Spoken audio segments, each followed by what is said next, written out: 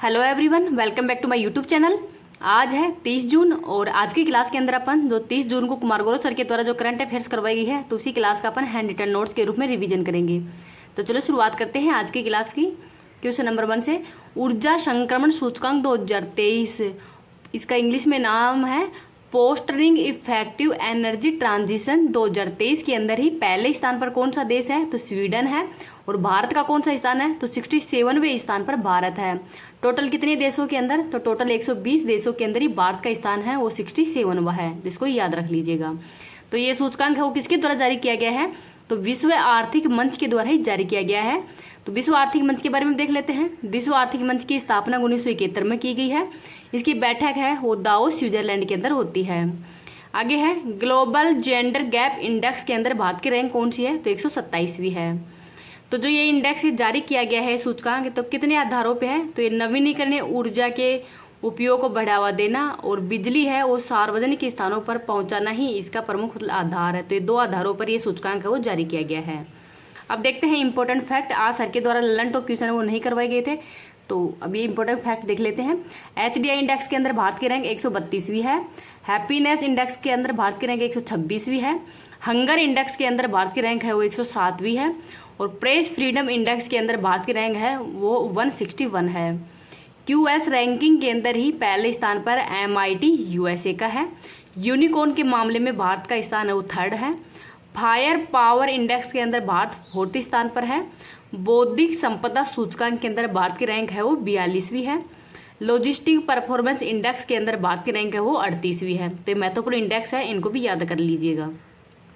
अब इस क्लास की PDF है वो मैं टेलीग्राम पे डाल दूंगी। टेलीग्राम का लिंक आपको इस वीडियो के ही कमेंट सेक्शन के अंदर मिल जाएगा, तो वहाँ से आप इसकी PDF प्राप्त कर सकते हैं। अगर आपको ये वीडियो पसंद आ रहा है तो प्लीज़ आप इसको ज़्यादा से ज़्यादा लाइक एंड शेयर कर देना। अभी तक चैनल को सब्सक्राइब नहीं किया तो चैनल को सब्सक्राइब भी कर लेना। नेक्स्ट देखते हैं क्वेश्चन नंबर 2। मिश्रित रियलिटी फंड किसने लॉन्च किया है तो ये मेटा है, उसके द्वारा ही लॉन्च किया गया है। तो मेटा क्या होता है तो फेसबुक, इंस्टाग्राम ये सब किस में आते हैं तो मेटा के अंदर ही आते हैं। जो भारतीय स्टार्टअप है उसके लिए ये फंड वो जारी किया गया है। तो जो भारतीय स्टार्टअप है इनको वित्तीय सहायता व विशेषज्ञों के द्वारा ही मार्गदर्शन देने के लिए शुरू किया गया है। और इसमें पुरस्कार राशि है वो $2.5 लाख रुपए इसकी पुरस्कार राशि है। अब देखते हैं प्रोजेक्ट एलोरा व जुगलबंदी चैटबॉट है ये माइक्रोसॉफ्ट के द्वारा ही लॉन्च किया गया है।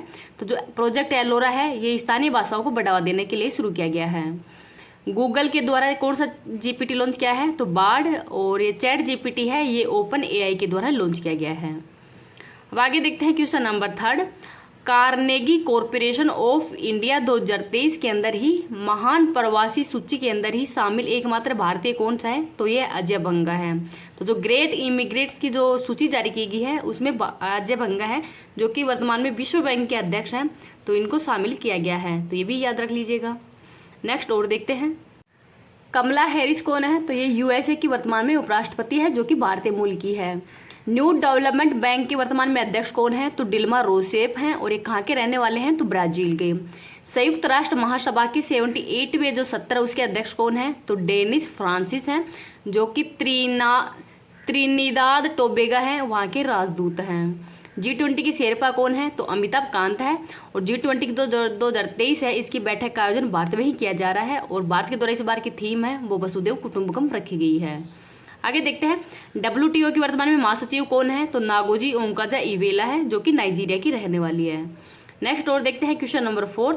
राष्ट्रीय सांख्यिकी दिवस 2023 है ये कब मनाया जा रहा है तो 29 जून को। तो 29 जून को ही जो PC महानोबिस हैं इनकी जयंती पर ही राष्ट्रीय सांख्यिकी दिवस मनाया जाता है। तो पहली बार कब मनाया गया था तो 2007 के अंदर ही। 2023 के अंदर इसकी थीम क्या है तो जो SDG गोल थे 17 तो उनकी निगरानी करना ही इसका इस बार की थीम है। तो थीम इंपॉर्टेंट है, इसको भी याद रख लीजिएगा। आगे देखते हैं विश्व सांख्यिकी दिवस कब मनाया जाता है तो वो 20 अक्टूबर को मनाया जाता है। भारतीय सांख्यिकी संस्थान की स्थापना है वो 1931 के अंदर ही कोलकाता के अंदर PC जो महालनोबिस है इनके द्वारा ही की गई थी। जो सेकंड पंचवर्षीय योजना है जिसका कार्यकाल 1956 से 61 तक है तो ये भारी उद्योगों से संबंधित है। तो इसका मॉडल कौन सा है तो महालनोबिस मॉडल ही है। ये भी 2 अक्टूबर 1959 को ही नागौर के जो बगदरी गांव है वहां से त्रिस्तरीय पंचायती राज है इसकी भी शुरुआत की गई थी। दिलीप महानोबिस के द्वारा किसकी खोज की गई है तो ORS घोल की खोज की गई है।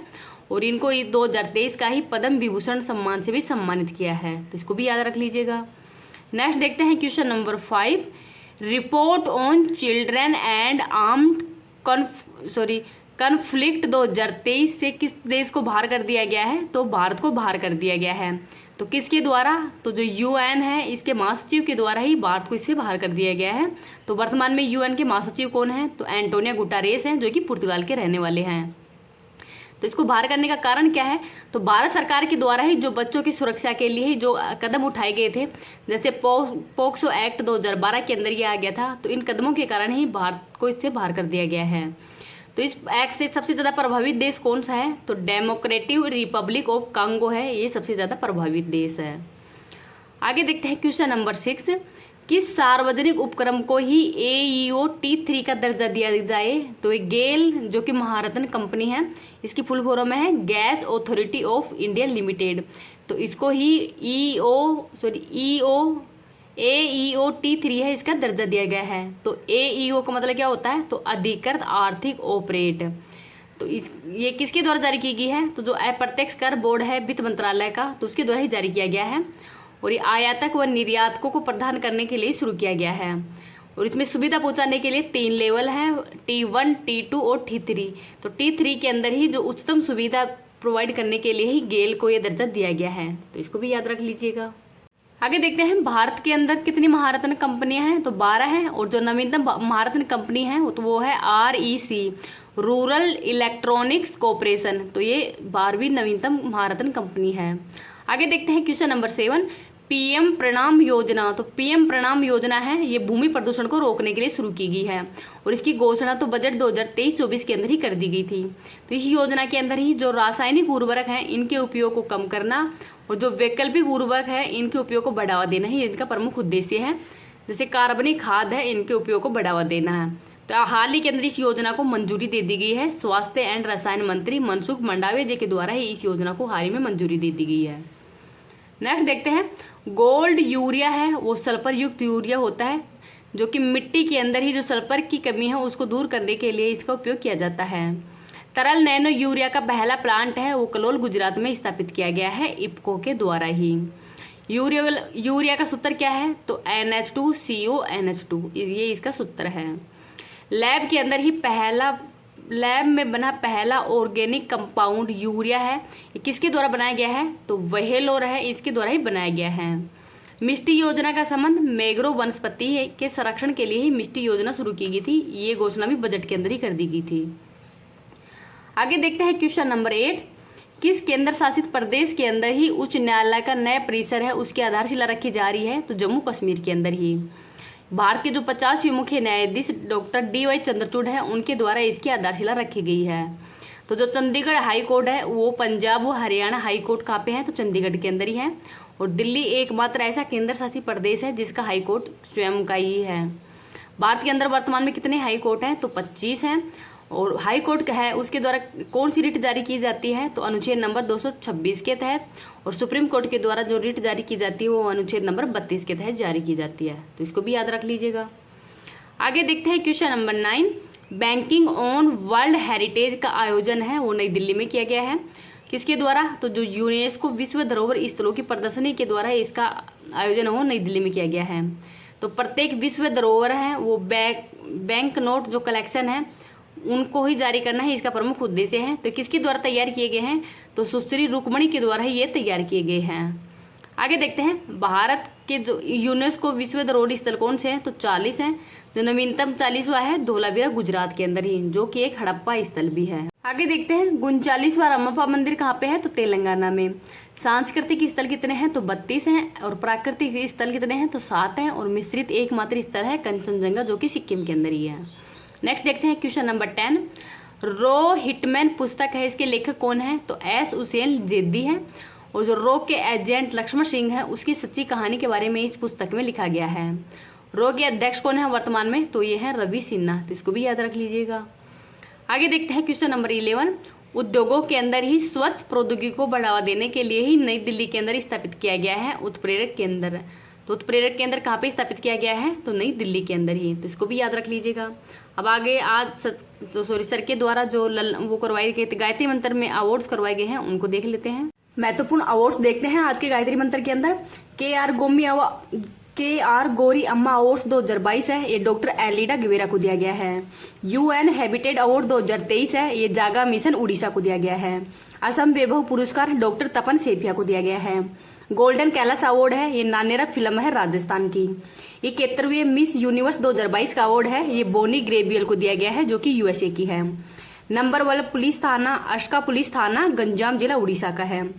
सुभाष चंद्र बोस आपदा प्रबंधन पुरस्कार 2023 से संस्थागत श्रेणी के अंदर ही उड़ीसा आपदा प्रबंधन प्राधिकरण और जो लुंगलेई फायर स्टेशन मिजोरम को दिया गया है। अब देखते हैं पद्म विभूषण 2023 आपके बाद 6 व्यक्तियों को दिया गया है। श्रीनिवास वर्धन USA के हैं, बाल कृष्ण दोषी गुजरात के हैं, जाकिर हुसैन महाराष्ट्र के हैं, SS कृष्णा कर्नाटक के हैं, दिलीप महानोबिस पश्चिम बंगाल के हैं और मुलायम सिंह यादव हैं, ये उत्तर प्रदेश की हैं। आगे देखते हैं ग्रैमी अवार्ड्स, ये रिकी केज को दिया गया है। इनको 3 बार ये अवार्ड मिल चुका है और इनका एल्बम का नाम है डिवाइन टाइटन्स। मातृभूमि बुक ऑफ द ईयर 2023 से डॉक्टर पेगी मोहन को सम्मानित किया है। राजा राम मोहन राय 2023 अवार्ड है, ये पत्रकार ABK प्रसाद को दिया गया है। प्रेसिडेंट कलर अवार्ड से हरियाणा पुलिस को सम्मानित किया है। एंटरप्रेन्योर ऑफ द ईयर 2022 से सज्जन जिंदल को सम्मानित किया है। मार्कोनी पुरस्कार 2023 से हरि बालकृष्ण को सम्मानित किया है जो कि कंप्यूटर वैज्ञानिक है। तो ये क्वेश्चन भी याद रख लेना, वेरी इंपॉर्टेंट है। आगे देखते हैं ऑस्कर अवार्ड्स 2023, ये 95 नंबर के थे और इनका आयोजन है लॉस एंजल्स USA में किया गया है। बेस्ट एक्टर का अवार्ड ब्रेटन फ्रेजर को दिया गया है द वेहल मूवी के लिए ही। बेस्ट एक्ट्रेस का अवार्ड है ये मिशेल योहो को दिया गया है जो कि पहली एशियाई महिला है। सॉन्ग तो नाटू नाटू सॉन्ग है जो कि RR मूवी का है और इसके संगीतकार है MM किरवानी। शॉर्ट डॉक्यूमेंट्री के लिए द एलिफेंट विस्पर को दिया गया है और इसकी निर्देशक है कार्तिका गोजलिस। आगे देखते हैं फीफा वर्ल्ड कप। तो फीफा वर्ल्ड कप इसका आयोजन कतर दोहा में किया गया है और इस बार इसका 22वां संस्करण था। इसमें गोल्डन बॉल का अवार्ड दिया गया है लियोनेल मेसी को। गोल्डन बूट का अवार्ड दिया गया है एम्बापे को। सर्वश्रेष्ठ पुरुष खिलाड़ी 2022 मेसी है, लियोनेल मेसी। और सर्वश्रेष्ठ महिला खिलाड़ी कौन है, तो इनका नाम है एलेक्सिया पुटलेस जो कि स्पेन की खिलाड़ी है।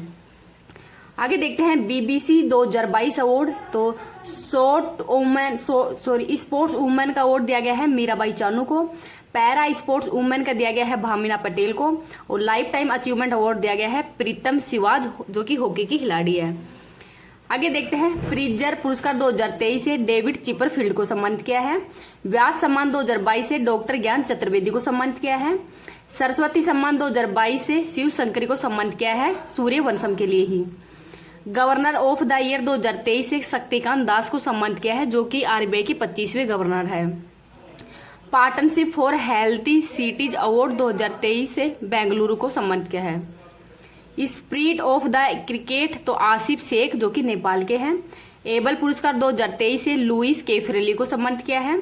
वन्य जीव संरक्षण पुरस्कार 2023 से आलिया मीर को सम्मानित किया है जो कि जम्मू कश्मीर की है। चिल्ड्रन चैंपियन अवार्ड 2023 से तपोवन को सम्मानित, जो तपोवन NGO है असम का। जेन नेक्स्ट एंटरप्रेन्योर अवार्ड है ये ईसा अंबानी को सम्मानित किया है। Knight of the Legion of the Honour से किरण नादर और N चंद्रशेखरन को सम्मानित किया है। The order of the white eagle से ये पोलैंड का सर्वोच्च सम्मान है और इसे यूक्रेन के राष्ट्रपति जेलेंस्की को सम्मानित किया है। वैक्सीन इंडस्ट्री एक्सीलेंस अवार्ड से ये भारत बायोटेक को। फेमिना मिस इंडिया 2023 से नंदिनी गुप्ता को सम्मानित किया है जो कि कोटा की है। संतोकबा मानववादी पुरस्कार से सोनम वांगचू को सम्मानित किया है। लता दीनानाथ मंगेशकर अवार्ड आपकी बार आशा भोसले को सम्मानित किया है और पहला लता दीनानाथ मंगेशकर अवार्ड है ये पहली बार प्रधानमंत्री नरेंद्र मोदी जी को दिया गया था। ग्लोबल गोल्ड अवार्ड से ये पावर ग्रिड कॉरपोरेशन को सम्मानित किया है। फिल्म फेयर अवार्ड 68वें नंबर के देखते हैं, जिसमें बेस्ट फिल्म गंगूबाई काठियावाड़ी है। बेस्ट एक्टर्स है आलिया भट्ट और बेस्ट एक्टर है राजकुमार राव। लाइफ टाइम अचीवमेंट से सम्मानित किया है प्रेम चोपड़ा को। ग्रीन वर्ल्ड अवार्ड 2023 से चेन्नई मेट्रो को दिया गया है। पुलित्जर अवार्ड 2023 से ये अंतर्राष्ट्रीय रिपोर्टिंग से संबंधित है और आपके बाद न्यूयॉर्क टाइम्स को सम्मानित किया है। केरल सीड्स पुरस्कार 2023 से फातिमा असगर को सम्मानित किया है। लॉरियंस अवार्ड 2023 तो स्पोर्ट्स मैन में लियोनेल मेसी को, और स्पोर्ट्स वुमेन के अंदर सैली फ्रेजर को सम्मानित किया है, जो कि जमैका की खिलाड़ी है। आगे हैं डॉक्टर भीमराव अंबेडकर पुरस्कार 2023 योगी आदित्यनाथ को दिया गया है। सागर श्रेष्ठ सम्मान कोचिन एयरपोर्ट को दिया गया है। यूके एशियन फिल्म फेस्टिवल 2023 से ये भगवान भरोसे फिल्म को दिया गया है। Papua New Guinea, Fiji, Palau का सर्वोच्च सम्मान है प्रधानमंत्री नरेंद्र मोदी जी को दिया गया है, और हाल ही के अंदर इनको मिस्र का भी सर्वोच्च सम्मान दिया गया है। सूरीनाम का सर्वोच्च सम्मान से राष्ट्रपति द्रौपदी मुर्मू को सम्मानित किया है। अंतर्राष्ट्रीय बुकर पुरस्कार 2023 से जॉर्जी गोस्पिडनो को सम्मानित किया है, जो कि बुल्गारिया की रहने वाली हैं। आगे देखते हैं आईफा 2023 का आयोजन यूएई में किया गया है। बेस्ट फिल्म दृश्यम 2 है। बेस्ट एक्टर्स ऋतिक रोशन है। बेस्ट एक्ट्रेस आलिया भट्ट है। उत्कृष्ट उपलब्धि के लिए कमल हसन को भी सम्मानित किया है। डेग हेमर इस गोल्ड मेडल से शिशुपाल सिंह और सांवला राम बिश्नोई को सम्मानित किया है, और साबिर ताहिर अली को सम्मानित किया है। 76वां कांस फिल्म फेस्टिवल का आयोजन फ्रांस में किया गया है, और इसमें पाल्मे डी ओर से anatomy of the A fall film को सम्मानित किया है, और पाल्मे डी ओर मानस से माइकल डगलस को सम्मानित किया है। 57वां ज्ञानपीठ पुरस्कार दामोदर मूजा को दिया गया है, तो इसको भी याद रख लीजिएगा, वेरी इंपॉर्टेंट क्वेश्चन है ये भी।